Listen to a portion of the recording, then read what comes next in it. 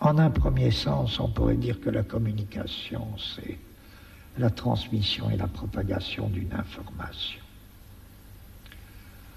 Or, une information, c'est quoi? C'est pas très compliqué, tout le monde le sait. Une information, c'est un ensemble de mots d'ordre. Quand on vous informe, on vous dit ce que vous êtes censé devoir croire. En d'autres termes, informer, c'est faire circuler un mot d'ordre. Les déclarations de police sont dites à juste titre des communiqués. On nous communique de l'information, c'est-à-dire on nous dit ce que nous sommes censés être en état ou devoir croire, ce que nous sommes tenus de croire, ou même pas de croire, mais de faire comme si l'on croyait. Puisqu'on ne nous demande pas de croire, on nous demande de nous comporter comme si nous le croyions. C'est ça l'information, la communication, et indépendamment de ces mots d'ordre, et de la transmission de ces mots d'ordre, il n'y a pas de communication, il n'y a pas d'information. Ce qui revient à dire que l'information, c'est exactement le système du contrôle. Et c'est vrai, enfin je dis des platitudes, c'est évident. C'est évident, sauf que ça nous concerne particulièrement aujourd'hui. Ça nous concerne aujourd'hui parce que c'est vrai que nous entrons dans une société qu'on peut appeler une société de contrôle. Vous savez, un penseur comme Michel Foucault avait analysé deux types de sociétés assez rapprochées de nous. Les unes qu'il appelait des sociétés de souveraineté, et puis les autres qu'il appelait des sociétés disciplinaires. Et ce qu'il appelait les sociétés disciplinaires, qu'il faisait partir nettement, parce qu'il y a toutes les transitions que vous voulez, avec Napoléon, qui était le passage typique d'une société de souveraineté à une société disciplinaire. La société disciplinaire, elle se définissait, c'est célèbre, les analyses de Foucault sont restées à juste titre célèbres, elle se définissait par la constitution de milieux d'enfermement. Prison, école, atelier, hôpital. Et les sociétés disciplinaires avaient besoin de ça. Ça a un peu engendré des ambiguïtés chez certains lecteurs de Foucault parce qu'on a cru que c'était la dernière pensée de Foucault. Évidemment, non. Foucault n'a jamais cru, et même il a dit très clairement que ces sociétés disciplinaires, elles n'étaient pas éternelles. Et bien plus, il pensait évidemment que nous entrions, nous, dans un type de société nouveau. Bien sûr, il y a toutes sortes de restes de sociétés disciplinaires, et pour des années et des années. Mais nous savons déjà que nous sommes dans des sociétés d'un autre type, qu'il faudrait appeler ces Burroughs qui prononçaient le mot, et Foucault avait une très vive admiration pour Burroughs. Burroughs proposait un nom très simple de contrôle. Nous entrons dans des sociétés de contrôle qui se définissent très différemment des disciplines.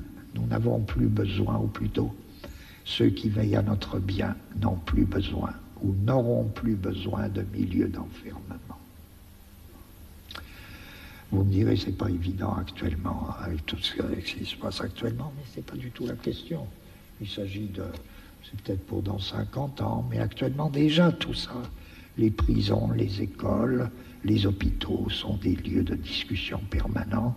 Est-ce qu'il ne vaut pas mieux répandre les soins à domicile? Oui, c'est sans doute l'avenir. Les ateliers, les usines, ça craque par tous les bouts. Est-ce qu'il ne vaut pas mieux les régimes de sous-traitance et même le travail à domicile? Bon, les prisons, c'est une question. Qu'est-ce qu'il faut faire? Qu'est-ce qu'on peut trouver? Est-ce qu'il n'y a pas d'autres moyens de punir les gens que la prison? C'est des vieux problèmes qui renaissent. Parce que les sociétés de contrôle ne passeront évidemment plus par des milieux d'enfermement. Même l'école Même l'école, il faut bien surveiller actuellement les thèmes qui naissent. Ça se développera que dans 50 ans, 40 ans, pour nous expliquer que l'épatant, ce serait faire en même temps l'école et la profession. Ce sera très intéressant, parce que c'est ça l'identité de l'école et de la profession dans la formation permanente, qui est notre avenir. Ça n'impliquera plus forcément le regroupement d'écoliers dans un milieu d'enfermement. Ça pourra se faire tout à fait autrement. Ça se fera par Minitel, enfin tout ça, tout ce que vous voudrez. Épatant, ce serait des formes de contrôle. Voyez en quoi un contrôle, c'est pas une discipline. Je dirais par exemple d'un autoroute que là vous enfermez pas les gens, mais en faisant des autoroutes, vous multipliez des moyens de contrôle. Je ne dis pas que ce soit ça le but unique de l'autoroute, mais des gens peuvent tourner à l'infini et sans être du tout enfermés, tout en étant parfaitement contrôlés. C'est ça notre avenir, des sociétés de contrôle et pas des sociétés de discipline. Alors pourquoi je raconte tout ça? Bon, c'est parce que l'information, mettons que ce soit ça. L'information, bon, c'est le système contrôlé des mots d'ordre. Des mots d'ordre qui ont cours dans une société donnée. Qu'est-ce que l'art peut avoir à faire avec ça? Qu'est-ce que l'œuvre d'art? Vous me direz, allez, tout ça, ça ne veut rien dire. Alors parlons pas d'œuvre d'art.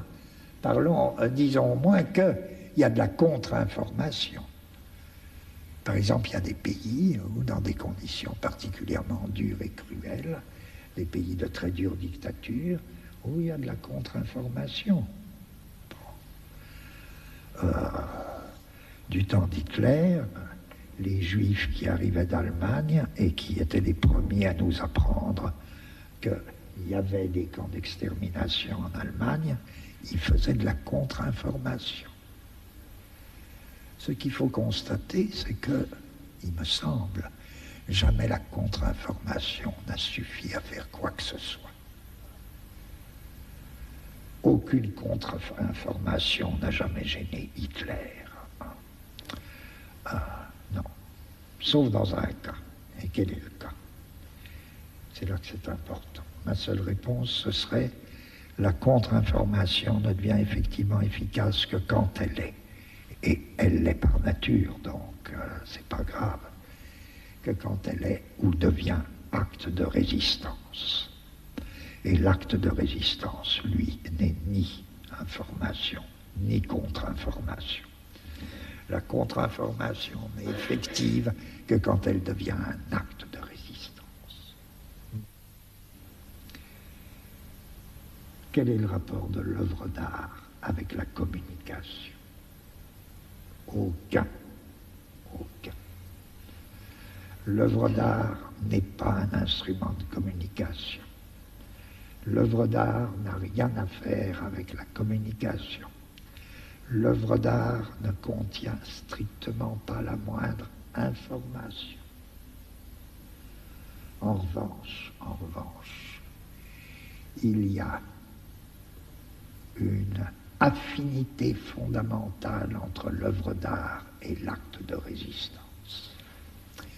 Alors là, oui, il y a quelque chose à faire avec l'information et la communication, oui, à titre d'acte de résistance.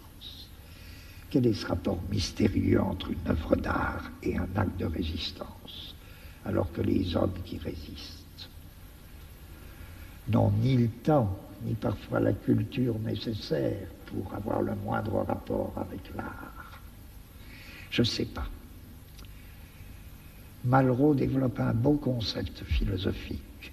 Malraux dit une chose très simple sur l'art, il dit c'est la seule chose qui résiste à la mort. Je dis, revenons à mon truc tout à l'heure, au début, sur qu'est-ce que c'est, qu'est-ce qu'on fait. Quand on fait de la philosophie, on invente des concepts. Je trouve que là, c'est la base d'un assez beau concept philosophique. Réfléchissez, oui, qu'est-ce qui résiste à la mort? Ben oui, sans doute. Il suffit de voir une statuette de 3000 ans avant notre ère pour trouver que la réponse de Malraux est plutôt une bonne réponse.